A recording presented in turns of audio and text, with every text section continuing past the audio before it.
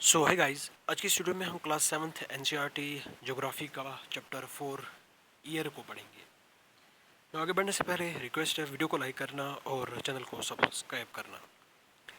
ना अगर हम अपनी अर्थ की बात करें तो इसके इर्द गिर्द एक ह्यूज ब्लैंकेट है किसका, एयर का, उसको हम एटमॉस्फेयर बोलते हैं। सारे लिविंग बींग्स जो अर्थ पे हैं वो डिपेंड करते हैं एटमॉस्फेयर पे जिंदा रहने के लिए। ये जो एटमॉस्फेयर है ये हमें एयर प्रोवाइड करता है ब्रीथिंग के लिए। इसके साथ साथ जो हार्मफुल इफ़ेक्ट है सन की रेज का, उससे भी ये हमें प्रोटेक्ट करता है। अगर ये ब्लैंकेट ना होता प्रोटेक्शन के लिए, हम जिंदा जल जाते। ठीक है, ड्यूरिंग डे टाइम अर्थ जो है वो हॉट हो जाती, टेम्परेचर इंक्रीज हो जाता, और रात के टाइम ये जो अर्थ है ये बिल्कुल फ्रीज हो जाती। ठीक है, तो ये जो एटमॉस्फेयर है इसी ने टेम्परेचर को यहाँ पे बैलेंस करके रखा है और अर्थ को रहने के लायक बनाया है। नाउ कंपोजिशन के बारे में जानते हैं कि एटमॉस्फेयर का कंपोजिशन क्या है। ये जो एटमॉस्फेयर है ये मिक्सचर है गैसेस का। इसमें बहुत सारे गैसेस पाए जाते हैं। अगर हम बात करें, नाइट्रोजन और ऑक्सीजन दो इम्पॉर्टेंट गैसेस हैं, ये बहुत ज़्यादा पाए जाते हैं। Nitrogen 78%, oxygen 21%। इसके साथ साथ यहाँ पे कार्बन डाइऑक्साइड है 0.03%, अर्गॉन 0.93%, और बाकी गैसेस की अगर हम बात करें तो 0.04%। नाइट्रोजन और ऑक्सीजन के साथ साथ यहाँ पे कार्बन डाइऑक्साइड है, हीलियम है, ओजोन है, अर्गॉन है, हाइड्रोजन है, और बाकी भी हमारे पास कुछ ऐसे गैसेस हैं, टिनी डस्ट पार्टिकल्स, इसके साथ साथ वाटर वेपर्स। ये चीज़ें हमारी एयर में प्रेजेंट हैं। नाउ नाइट्रोजन जो है ये मोस्ट प्लेंटीफुल गैस है एयर में, इसकी कंसंट्रेशन ज़्यादा है। इसको हम इनहेल करते हैं, लेकिन इसको हम यूज़ नहीं करते, ह्यूमन्स इसको यूज़ नहीं करते, और इसको फिर हम लंग्स से एक्सहेल भी कर देते हैं। प्लांट्स नाइट्रोजन का यूज़ करते हैं ज़िंदा रहने के लिए, लेकिन डायरेक्टली प्लांट्स इसका यूज़ नहीं करते। कुछ बैक्टीरियाज होते हैं जो कि इसको कन्वर्ट करते हैं बेस्ट फॉर्म में, जिसको प्लांट फिर यूज़ करते हैं। ये बैक्टीरिया सॉइल में और प्लांट की रूट्स पे प्रेजेंट होते हैं। ये नाइट्रोजन को यूजेबल फॉर्म में कन्वर्ट करते हैं, जो कि फिर बाद में प्लांट इसका इस्तेमाल करते हैं। Oxygen second most abundant gas है एयर में। ह्यूमन्स और एनिमल्स ऑक्सीजन को यहाँ पे ब्रीथ करते हैं। ग्रीन प्लांट्स इसको प्रोड्यूस करते हैं फोटोसिंथेसिस के दौरान। ठीक है, इसी वजह से जो ऑक्सीजन का कंटेंट है एटमॉस्फेयर में वो कांस्टेंट है। ठीक है, लेकिन जब हम ट्रीज़ को कट करेंगे तो ये बैलेंस जो है ये बिगड़ भी सकती है। Carbon dioxide another important gas है। ग्रीन प्लांट्स इसका यूज़ करते हैं फूड बनाने के लिए, और उसके बाद वो ऑक्सीजन को भी रिलीज़ करते हैं। ह्यूमन और एनिमल्स ये कार्बन डाइऑक्साइड को रिलीज़ करते हैं, लेकिन ज़्यादा नहीं, उतना ही रिलीज़ करते हैं जितना प्लांट्स यूज़ कर लेते हैं। इस वजह से ये बैलेंस परफेक्ट है। लेकिन जब हम फॉसिल फ्यूल्स को जलाएंगे, जैसे कि कोल है, ऑयल है, ये billions of tons of carbon dioxide को एटमॉस्फेयर में रिलीज़ करेंगे हर साल। तो एज अ रिज़ल्ट क्या होगा, जो बैलेंस है वो बिगड़ेगी, एंड ये जो कार्बन डाइऑक्साइड है ये अर्थ के वेदर और क्लाइमेट को अफेक्ट कर सकता है। ठीक है, आई बात समझ में ना। स्ट्रक्चर के बारे में बात करते हैं। हमारे एटमॉस्फेयर को 5 लेयर्स में यहाँ पे डिवाइड किया है। अर्थ के सरफेस से बात करें तो ये अर्थ का सरफेस है, यहाँ से आप देख सकते हो। ट्रोपोस्फीयर है, इसमें सारे वेदर इवेंट्स होते हैं, क्लाउड्स पाए जाते हैं। फिर स्ट्रेटोस्फीयर, इसमें एरोप्लेन्स और ओजोन लेयर पाई जाती है। फिर मेसोस्फीयर है, then thermosphere and then exosphere. Troposphere ये मोस्ट इम्पॉर्टेंट एटमॉस्फेयर की लेयर है। ये 13 किलोमीटर तक फैली हुई है। यहाँ पे एयर पाई जाती है जिसको हम ब्रीथ करते हैं। सारे वेदर फिनोमिनास जैसे कि रेनफॉल है, फॉग है, हेल स्टॉर्म है, यहीं पे पाए जाते हैं। ये चीज़ें यहीं पे होती हैं। स्ट्रेटोस्फीयर जो है ये ट्रोपोस्फीयर के ऊपर है। ये कम से कम 50 किलोमीटर तक फैली हुई है। इस लेयर में क्लाउड्स नहीं पाए जाते, कोई भी वेदर फिनोमेना नहीं होता। एंड अगर मैं बात करूं, यहाँ पे बेस्ट कंडीशंस हैं एरोप्लेन्स के फ्लाई के लिए, उड़ने के लिए। एक इम्पॉर्टेंट चीज़ है यहाँ पे ओजोन लेयर प्रेजेंट है, जो कि हमें सन की जो हार्मफुल रेज है उनसे हमें प्रोटेक्ट करता है, जैसे कि अल्ट्रावायलेट रेज है। मेसोस्फीयर ये स्ट्रेटोस्फीयर के ऊपर है। ये 80 किलोमीटर तक फैली हुई है। मीटियोराइट्स जो कि स्पेस से आते हैं वो यहाँ पे बर्न हो जाते हैं। थर्मोस्फीयर जो है ये हमारी फोर्थ वाली लेयर है। तो यहाँ पे टेम्परेचर रैपिडली इंक्रीज होता है जैसे जैसे हाइट इंक्रीज होती है। आयोनोस्फीयर इसका एक पार्ट है। तो ये 80 से 400 किलोमीटर तक फैली हुई है। आयोनोस्फीयर में क्या होता है, ये हेल्प करती है रेडियो ट्रांसमिशन में। तो रेडियो वेव्स जो अर्थ से निकलकर स्पेस की ओर जाती है, एटमॉस्फेयर की ओर, वो रिफ्लेक्ट होती है वापस अर्थ पे। एक्सोस्फीयर ये अपर मोस्ट लेयर है एटमॉस्फेयर की, इसको हम एक्सोस्फीयर इसीलिए बोलते हैं। यहाँ पे थिन एयर पाई जाती है, लाइट गैसेस जैसे कि हीलियम है, हाइड्रोजन है। ये चीज़ें यहाँ पे फ्लॉट करती हैं किसमें, स्पेस। नो, हाइड्रोजन यहाँ से फ्लॉट करता है किसमें, into the space from exosphere. Now weather और क्लाइमेट की बात करें, वेदर जो होता है ये hour to hour, day to day condition से एटमॉस्फेयर की। हॉट और ह्यूमिड जो वेदर होता है ये हमें इरिटेबल बनाता है। नाउ ये जो वेदर है ये ड्रामेटिकली चेंज होता है डे टू डे। आज कुछ है, कल कुछ है।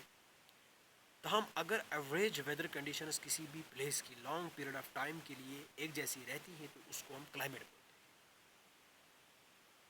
30 से 50 साल तक उसको हम बोलते हैं दोस्त क्लाइमेट। ठीक है, आई बात समझ में ना। टेम्परेचर की बात करते हैं तो आपने टेम्परेचर को फील किया होगा। टेम्परेचर क्या होता है, ये degree of hotness and coldness होती है। इसी को हम टेम्परेचर बोलते हैं कि कितना हॉट है और कितना कोल्ड है, दैट इज कॉल्ड टेम्परेचर। ठीक है, जो टेम्परेचर है एटमॉस्फेयर का वो चेंज होता रहता है टाइम में भी और नाइट टाइम में भी। नाइट को टेम्परेचर कुछ होता है और डे टाइम टेम्परेचर कुछ होता है। ठीक है, समर्स में हॉटर होता है और विंटर्स में कोल्ड होता है। सीजन से भी जो टेम्परेचर है वो चेंज होता रहता है। एक इम्पॉर्टेंट फैक्टर है टेम्परेचर के डिस्ट्रीब्यूशन को लेकर, वो क्या है, इंसुलेशन। इंसुलेशन क्या होती है, ये इनकमिंग सोलर एनर्जी होती है। जो भी सन से आने वाली रेज है, लाइट है, एनर्जी है, उसको हम क्या बोलते हैं, इंसुलेशन बोलते हैं।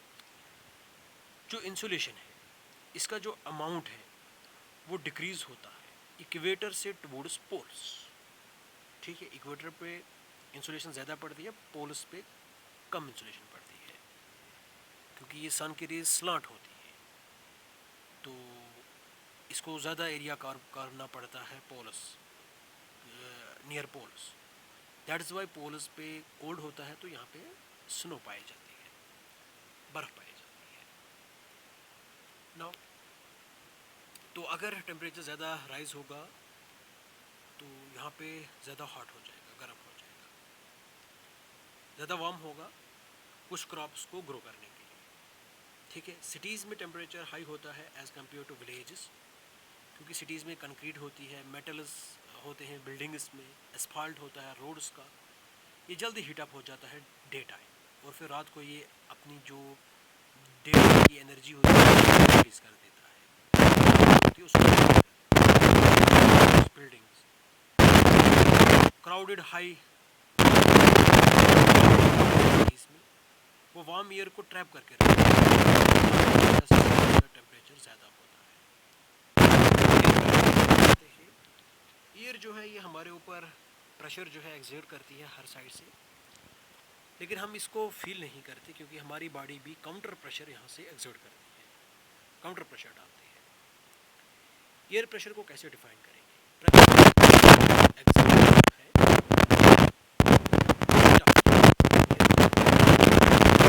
प्रेशर के सरफेस के तो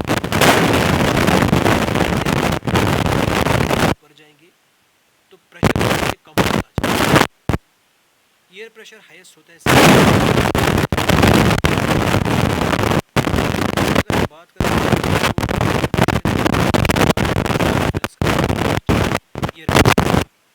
ठीक है।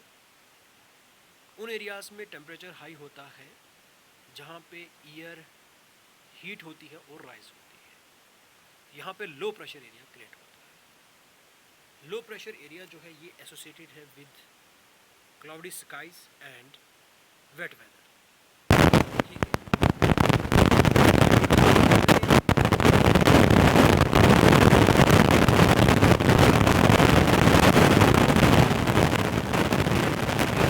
हैवी एयर जो होती है वो सिंक होती है और ये क्रिएट करती है high pressure area. High pressure में क्लियर और सनी स्काइज होती है, तो एयर हमेशा मूव करती है high air pressure to the low pressure, उसको हम फिर विंड भी बोलते हैं, ठीक है ना। विंड का क्या माजरा है? विंड जो है जब एयर का मूवमेंट होता है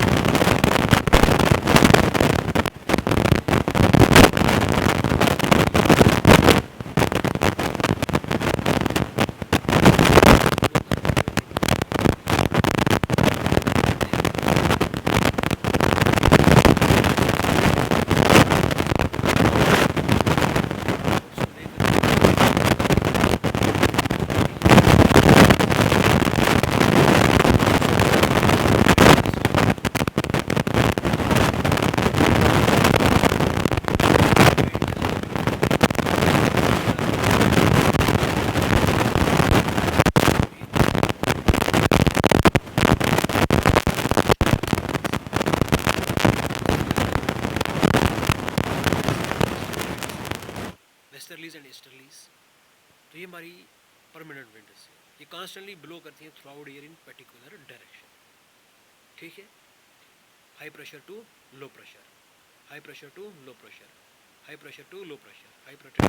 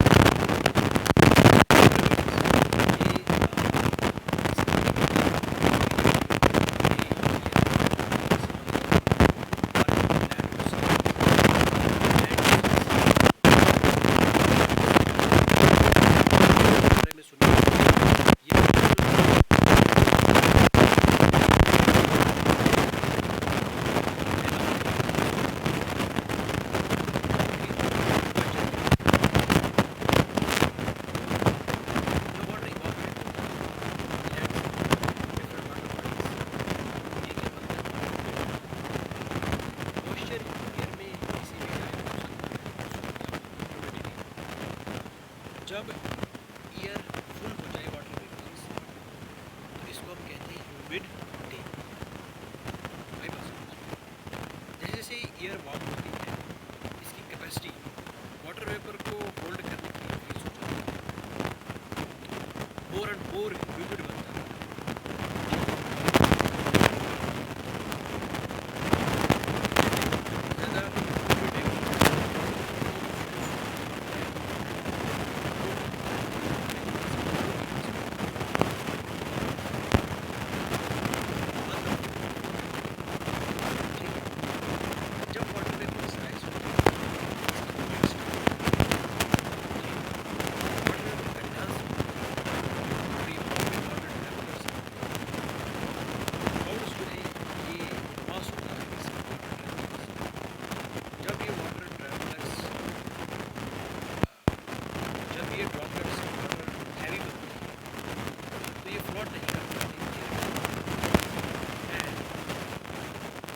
फिर नीचे की ओर गिरते हैं एज जो प्रेसिपिटेशन है ये नीचे आती है अर्थ पे in the form of rain. इस फॉर्म में most of the ground water जो है वो वहाँ से आता है रेन।